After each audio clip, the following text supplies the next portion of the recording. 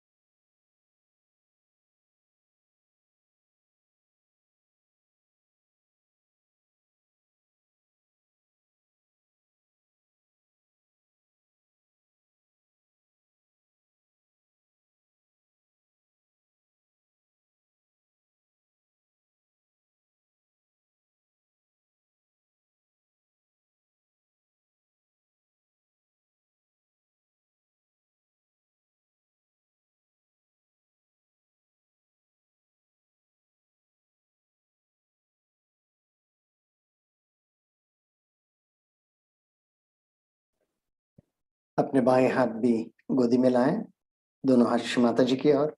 Let's bring our left hand on our lap, both the hands towards Shri Mata Ji. अपने चित्त को अपने मध्य नाड़ी में रखते, let's place our attention on our central channel. Shri Mata जी, कृपा करके हमें संतुलन प्रदान कीजिए. श्री माता जी, please establish us in a state of balance.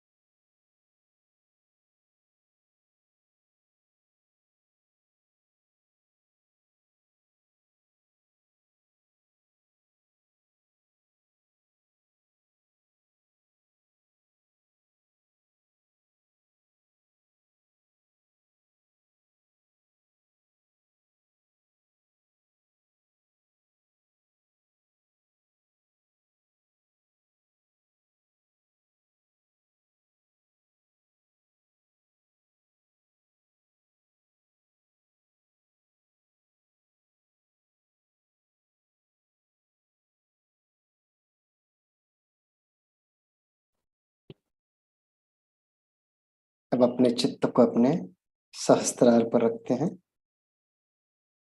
Let's take our attention and place it on our fontanel bone, our sahasrara. Shri Mata जी कृपा करके हमें निर्विचार समाधि में स्थित कीजिए. श्री माता जी, please establish us in thoughtless awareness state.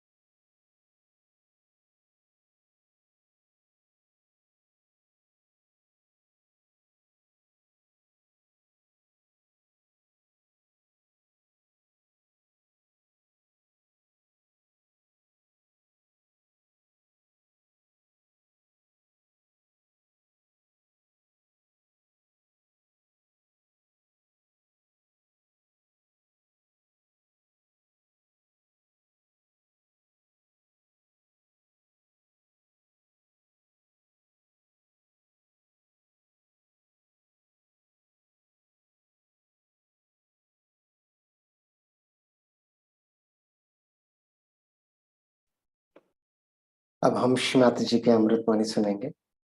Let's listen to Shrimati ji's speech.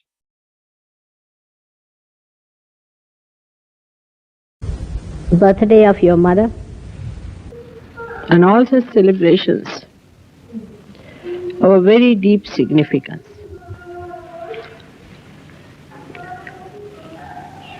Because on such occasions, special vibrations flow in the atmosphere. When all the celestial bodies, the eternal personalities, gods and goddesses sing the praise, and that's how the whole atmosphere is filled with mirth and happiness. Human beings also express their gratitude. Expression of gratitude and love is done in different ways in different countries.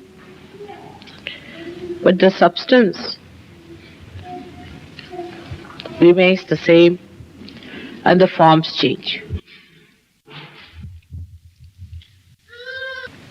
The substance is like the ocean which flows continuously towards the shores, and the ripples which touch the shores are again repelled back, and a nice pattern is formed.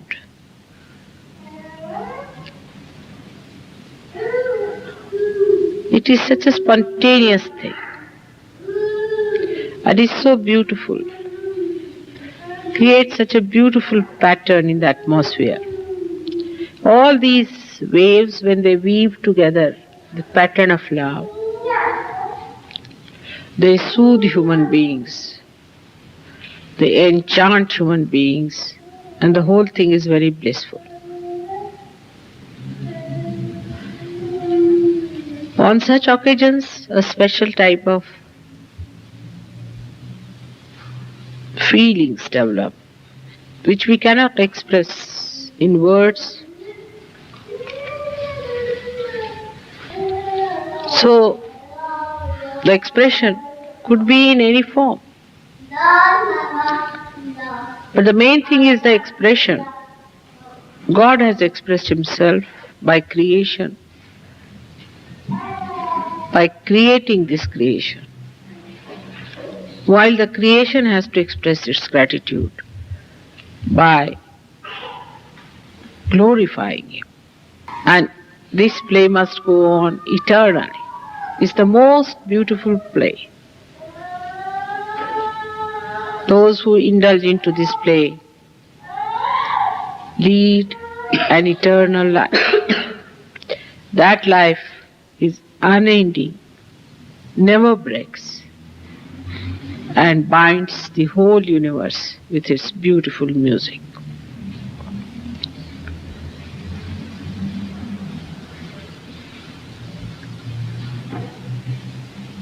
Today, especially, I have to speak to people who feel weak to follow Sahaja, who are fickle minded, those who lack strength, those who are afraid of taking Sahaja seriously. It is very important that fickle mindedness must be seen clearly why we are fickle. Mostly it might be the ego that is stopping you from doing something that is very, very important. The fickle mindedness comes to us by various ways. As I said, one of them is ego. A fickle minded person can be frightened by his own ego and he may stop doing Sahaja after going up to a point, because the ego might say, now here forward if you go, there is a tunnel in which you cannot enter. You should not go any further. It's very dangerous. It could be marked by your sloth. Sloth is the curse of this country, I feel. It's the curse of the Sahaja also. I do not know if it is the curse of the Western world. But sloth is something. It's like a devil that can keep you very much glued to your own positions and will not allow you to move on. For example, in the morning you get up and you think that, oh, it's all right. What's the need to get up early in the morning? There is no need to do any meditation. I'll do it tomorrow. Otherwise, you start thinking that it can be done after a month. Doesn't matter. Mataji is here. Everything will be all right. But you must know there are so many imperfections within you. And if you do not meditate now, seriously, take it up as a very serious thing, you may lag behind so much that you may be dropped out. Meditation is very important after Sahaja. You have slept and slept all your life. Sleeping is not so important. You have to today promise me that from tomorrow you all are going to get up in the morning and meditate. I was suggesting that if you take your baths in the morning would be better so that you won't have your sleepy condition. Sloth is such a devious thing that you do not see it. It explains everything. If you say, I am sick, it will say, oh, you are so sick, you should go to the hospital. If you say, I am tired, it will say, you are extremely tired. Why should you be so tired? It is nothing but your sloth is telling you that you are extremely tired, you better not do meditation now, you are extremely tired, you better take some rest, it's important. Sloth is worse than superego and ego. It is a kind of an inertia which pulls you down. And that inertia you have to really throw away and get out of it. Because it explains everything, you like it, because it gives you little comfort. and you want to rely on your sloth. But Krishna has said in Gita that sloth is the worst thing that can happen to human beings. If they take to sloth, if they accept sloth, they will have all explanations for being slothful. Alasya, he calls it, is the worst disease, according to him, for any aspirant of spiritual life. You may think that, you see, I'm not well now, or anything. Sloth can give you any ideas, because I don't have that, so I don't know what ideas it gives you. But it can give you any kind of idea that would be very, very appealing to you, because it knows how to please your ego. Sloth is a ego satisfying thing, ego pampering stuff. And it makes you feel, oh, you are very tired. What are you tired about? You are all young people, why should you be tired? You get tired so soon is nothing but your Mr. Sloth telling you are tired. You'll be surprised, after feeling tired, you run for 2 miles, you can run. Now, why sloth works Sahaja Yoga so adversely? Why sloth works out against Sahaja Yoga so much? The reason is because we are not yet identified with our well-being. We do not think that we have to be better, we have to improve, we have to go further. There's a big gap, we have to do it. We are not identified with our progress.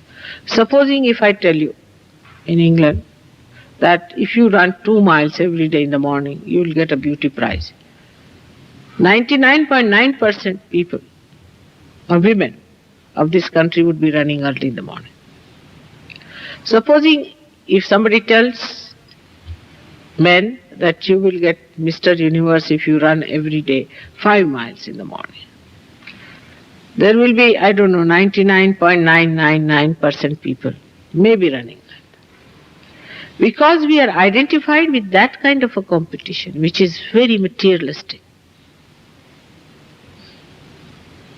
which is of no value. But when you give up even that competition, you fall into another competition, is everybody is competing each other in sloth. They will get up in the morning, see around. Now, Coolie is still sleeping, all right, let me sleep. So Coolie will think he is still sleeping, let me sleep. So there is a big competition as to who is going to wake up first. Who is going to do this? And if somebody gets up, then one starts finding faults that he got up or what? He was just taking tea or he was talking. What about you? You were still in bed. At least he got up, was talking, doesn't matter. But he was kicking. What about you who was still slumbering in the bed? Now, it's such a childlike thing. It's such a childish thing to talk about with such intellectuals as you are, such well-read and such well-posted people. That doesn't behove me, a mother of such great people, to talk like this. But sometimes I find my Sahajogis are like 2-year-old children. And then I have to tell them that now you are grown up. You see, you can explain it. But how are you going to explain yourself? Because if you have to grow, if you want your tree to grow, you must change your priorities and your identifications. If you have to be a first-class Sahajogi, you have to put your attention to it. I do not know how to fix it up. Supposing we fix it up like this. It's very childish, but I have to tell you because I have seen this is the problem. That the day I don't get up, I'll have to pay 10p. Let's keep it like that. If you are getting much more pay, then put it at 10 pounds. But something like that. Or you can say that day I'll give up one sweater of mine. Start it like that. It's very easy. People will say that, no, mother, when I meditate, something goes wrong with me. Means you are wrong. There's something wrong with you. So better sit down and meditate. Now, I must say, if you do not meditate, you are very selfish. That's the main point. Because when you come here, scorpions come out of me to bite my feet. There are snakes coming out of you to bite my feet. Do you want to do that to me? Or else to others also. The other day somebody came to my house and Chaya and all these people were there. He was so caught up that they were reeling with giddiness. And everybody was trying to take it out and work it out.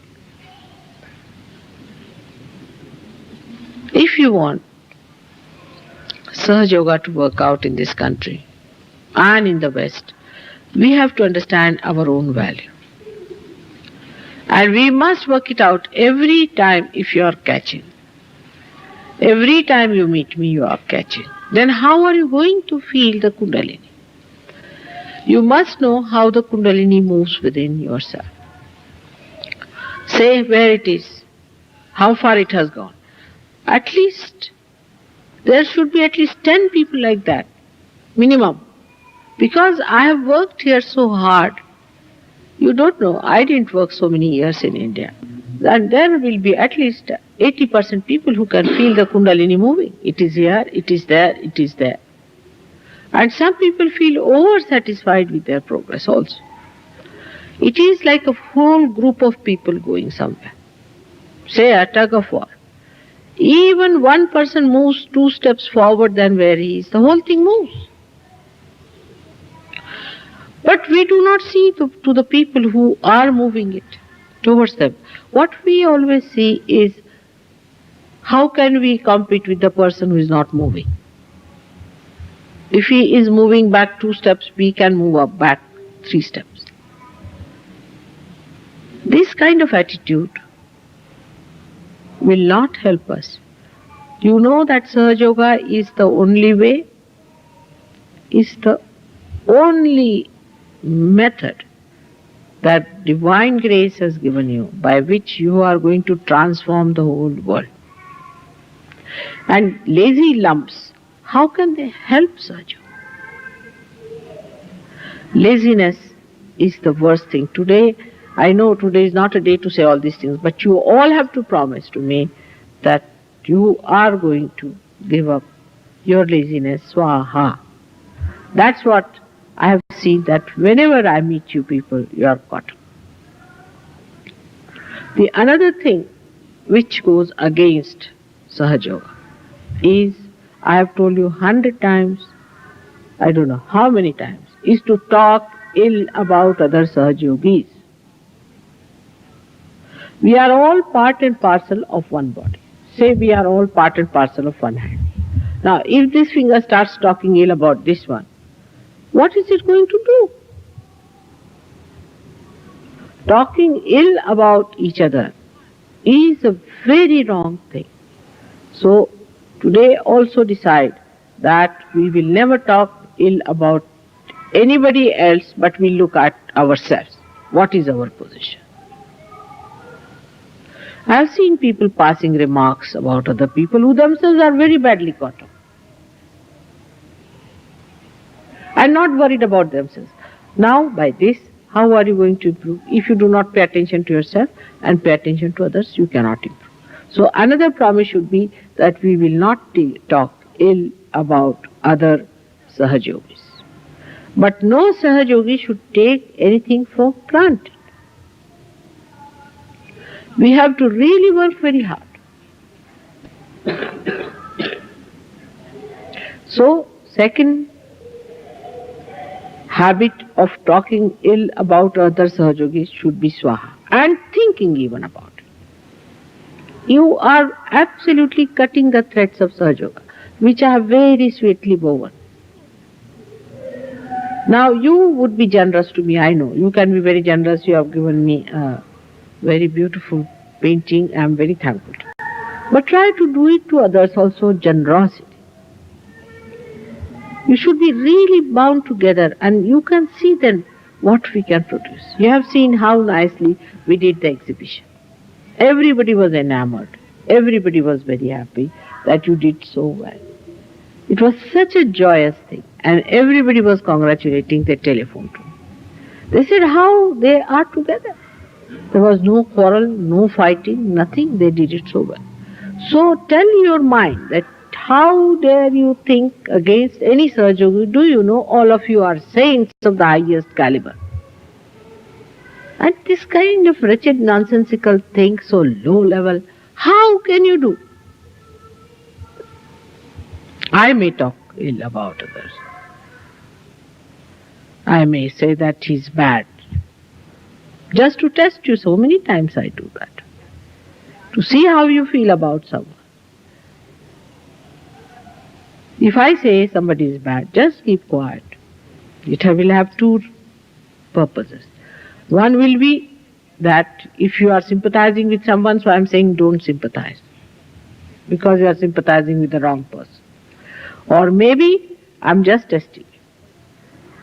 So keep it noted in your mind. If I say that person is no good, then keep it in your mind. Am I sympathizing with that person?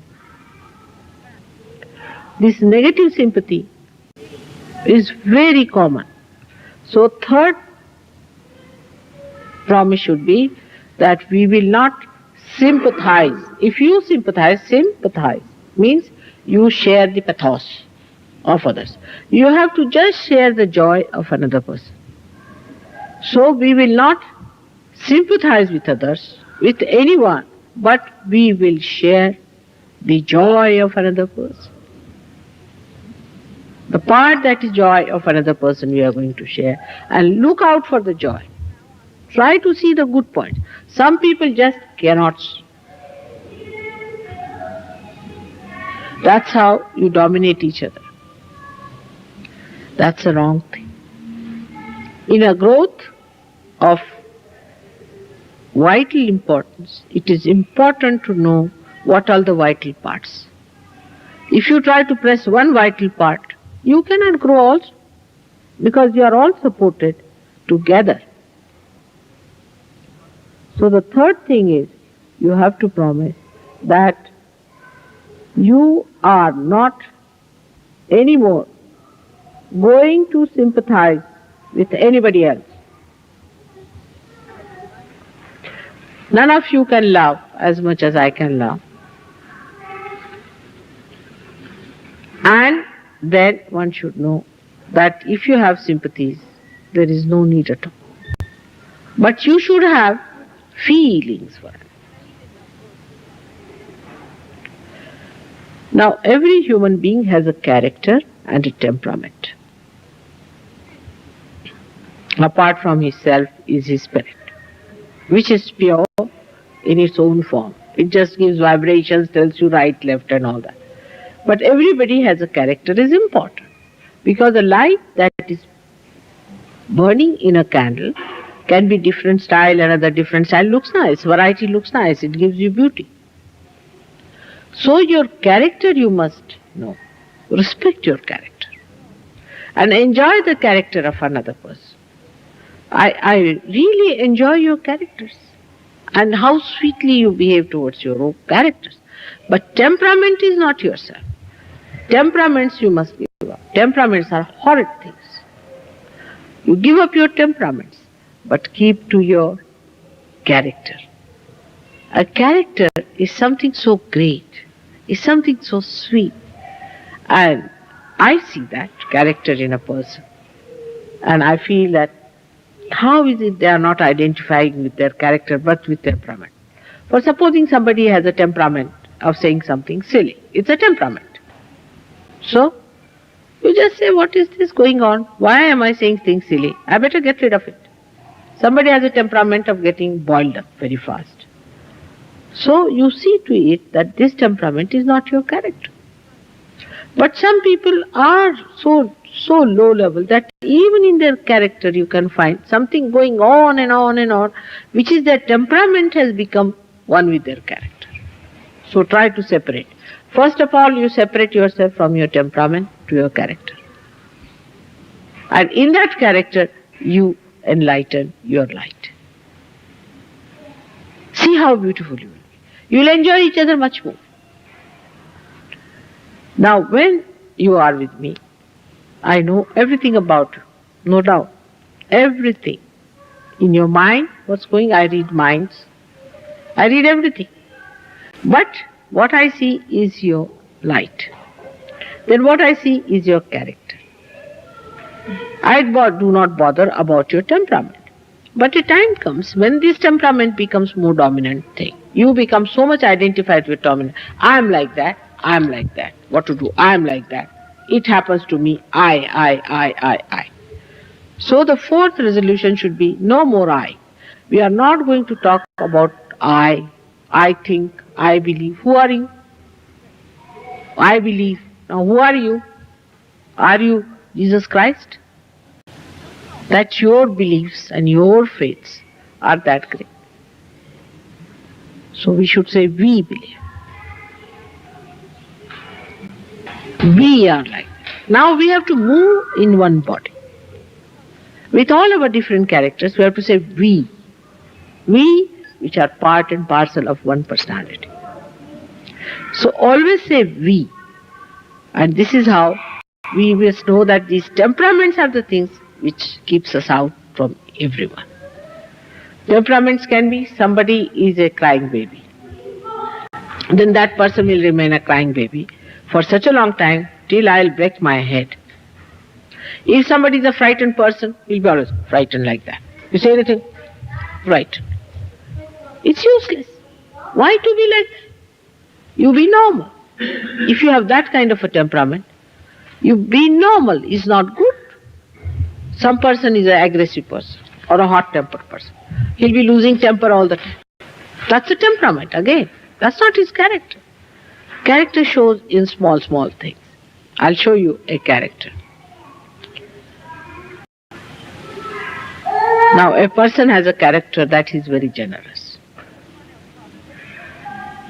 He will say something which will be very generous. A person who is a loving character, he will do something which will show that he is extremely loving. So you first find out what is your character. Supposing you are a loving person, then why not love each other? Why not talk of love? Why not be kind? We suppress that and we take our temperament as our own. And once you take your temperament as your own, there are problems and problems and problems. They are just like bubbles. These temperaments have no value, no substance, useless. And they are the greatest joy killers. If you have one person who is temperamental, had it, all of you will know that this person has this temperament, they'll run away. People have their own ways of doing things. That one has to merge, has to surrender to the whole. We must learn to surrender our own little things to the whole. And then you'll be surprised that we will become so congenial, so integrated, despite our different characters. You have to maintain your different character, different style of talking, different style of walking, different style of expression. But the character, if it is not brought forward, the whole thing is so ugly, so horrid, like the stinking, rotting leaves these days. But if you remove the leaves, these old leaves, these useless leaves, then you find the beautiful grass below. So nobody should identify with your temperament. That is very important for Sahaja.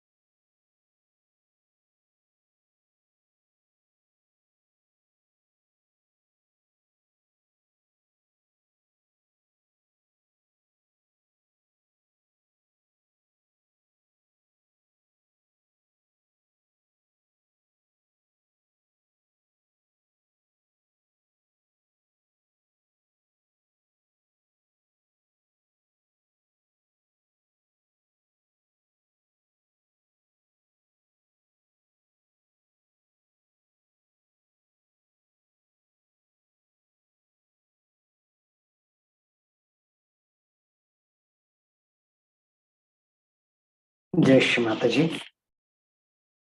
हम सब श्री माता जी को नतमस्तक होकर नमस्कार करेंगे, बंधन लेंगे और आज का कार्यक्रम हम यही समाप्त करते हैं।